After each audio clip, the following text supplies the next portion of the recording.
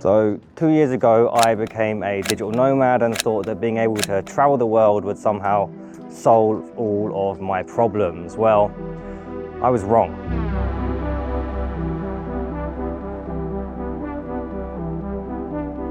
What if moving to Bali or quitting your 9 to 5 won't fix what's really holding you back?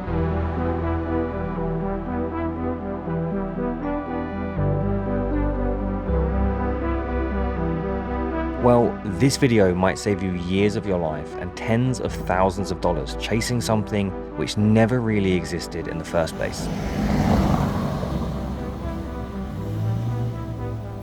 Now look, if there's one thing I hate, it's some Ponzi YouTuber preaching about the meaning of life as if they've got it all figured out. So instead, I'm just going to share my first-hand experiences so you can have the lessons without the scars. I don't know about you, but I'm so sick of travel vloggers glamorizing their life, and so I wanted to make a real raw video that I've not seen anywhere else on the internet.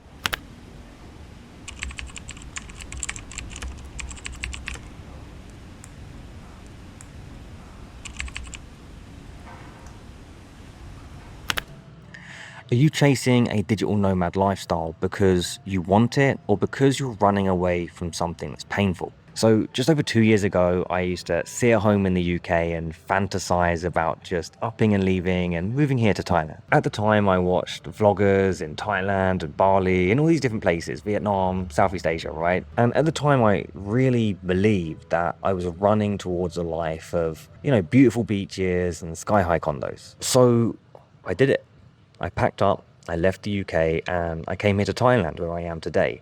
But after just a couple of weeks, a harsh truth began to stare me blankly in the face.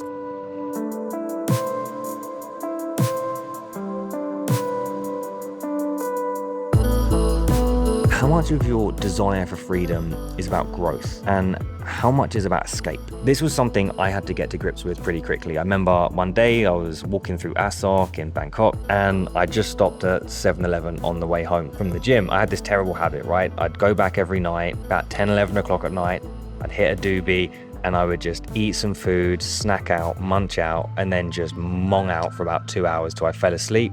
Woke up in the morning, had to peel my eyes open. Now that I wasn't like eating McDonald's, I was eating like protein yogurts and bananas and shit. But anyway, terrible habit. And I said that when I was in the UK, I said that when I get to Thailand, I won't do that terrible habit. But even though I was in Bangkok, I did the exact same thing. Why? Well, because I brought whatever trauma I had from the UK with me over to Thailand. I told myself that by moving somewhere else, I would become somebody else. And that by changing my location, I would change. And in like one sense, that's true. But in another deeper sense, it isn't. And it was around that time that I began to see that the desire to travel was just like a surface level manifestation of something a lot deeper. And that the erroneous belief that I had that somehow changing my location would change who I am was completely wrong. And that really all I was doing was running away from the parts of myself that I really had to face.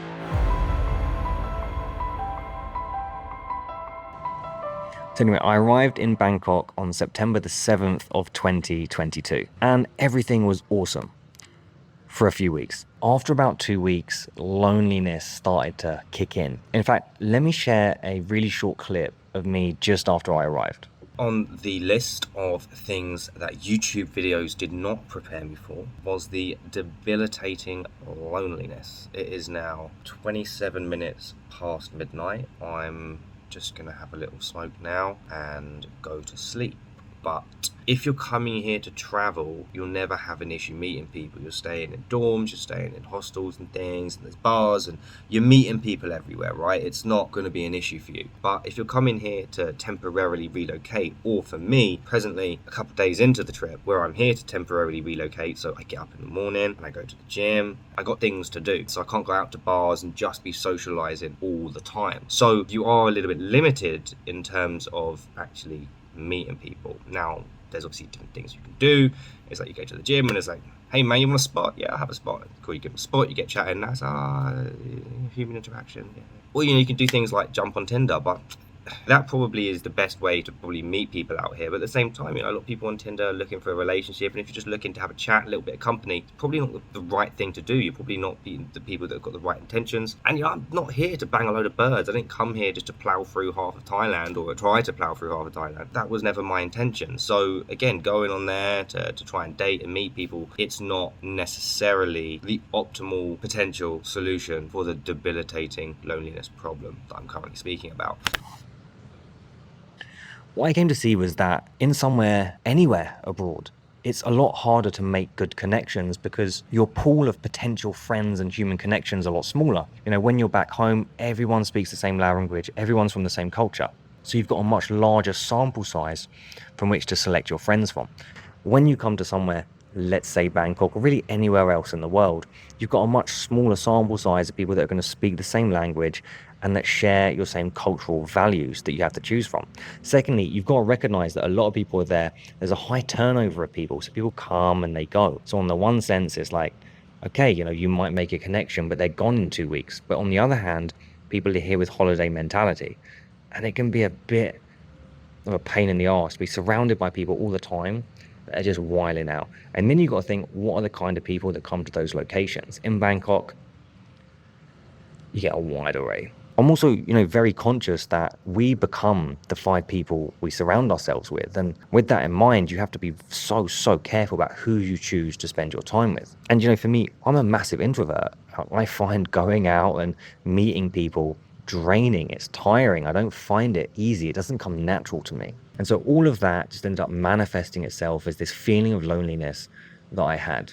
And I just want to say, if you like this type of content, if you like the idea of making money online, traveling the world, I put together a 100% free newsletter called Trippy Tuesdays, which I send out every single Tuesday. So if you'd like to sign up, just scan the QR code that's on the screen right now, or click the link in the description below this video. You can enter your details and I'll send you an email every week with no rubbish, just 100% value that will help you make money online, be happier, and travel the world doing work that you love.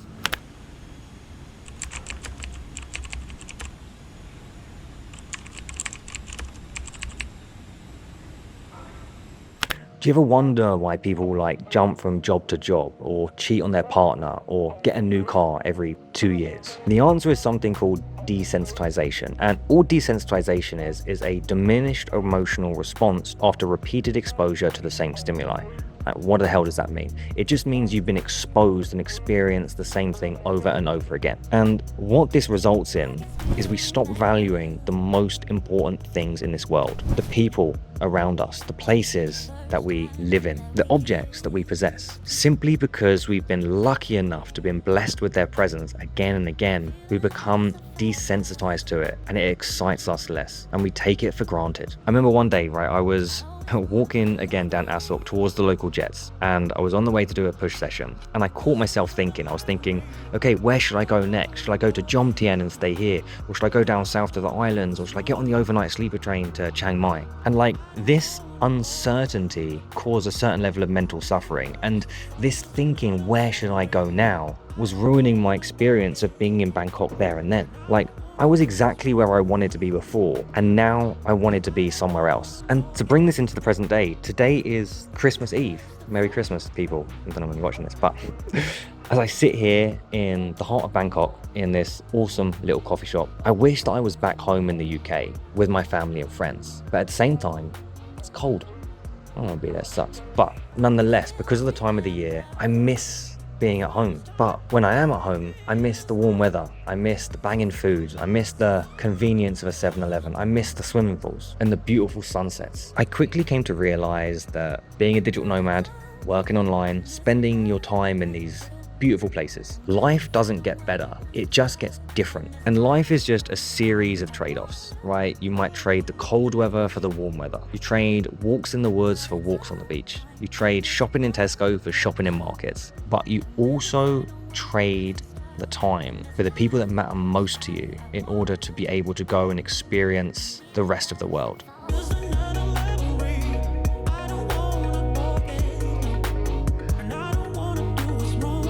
So with all of this said and done, where do we go from here? If there's anything you take away from this video, it's these things right here. Firstly, get really clear on if you're running towards something or if you're running away from something difficult, something painful that you need to acknowledge. Because if you don't face that, you're going to bring that with you, that trauma, everywhere that you go. Secondly, the excitement of a new environment, right? The same shopping mall, the same, crazy high street, the same beach, the same restaurants. You very quickly get desensitized to the beauty and the excitement that it has. And like everything in life, it will become part of your monotonous routine. Which leads me to point 3. In order to feel that sense of excitement and adventure for a prolonged period of time, it doesn't come from exploring new places, it comes from undertaking new challenges. So it might be a fitness goal, or it might be a business goal, or it might be starting a YouTube channel. That prolonged excitement comes from pushing yourself out of your comfort zone and challenging yourself on a meaningful project. Of all the beaches I've visited, mountains I've stayed on, and parties I've gone to, none of that has given me that same sense of the excitement and meaning and purpose as working towards a worthwhile goal.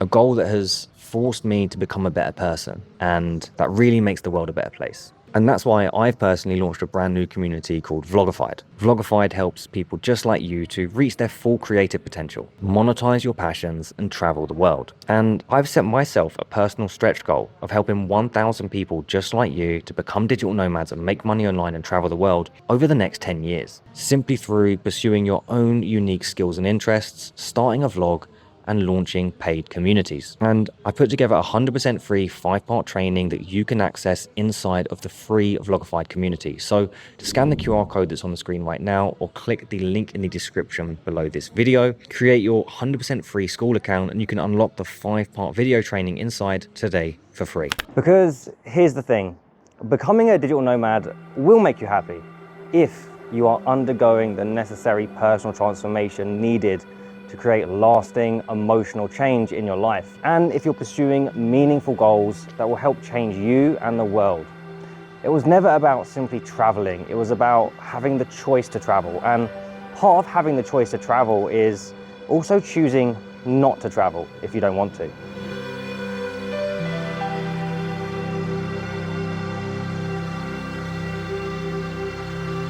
I just want to say thank you for watching. If you enjoyed this video, why don't you watch the next video as recommended on the screen right now? Because we touched on some stuff similar to this, and I hope you get a ton of value out of that as well. But I appreciate your precious time. That's time you're never going to get back. I hope it was worthwhile.